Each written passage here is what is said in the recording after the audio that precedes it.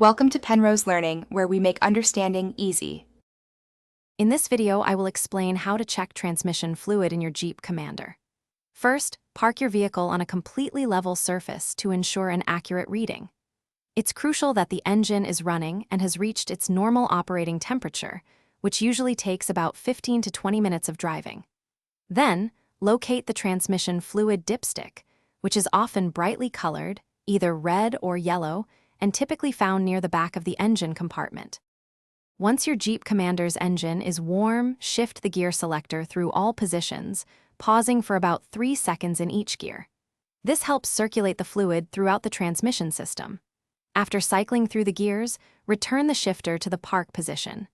Now, you can carefully pull out the transmission fluid dipstick. Have a clean rag or paper towel ready for the next step. After removing the dipstick, use a clean, lint-free cloth or paper towel to wipe it completely clean. This removes any residual fluid, ensuring an accurate measurement.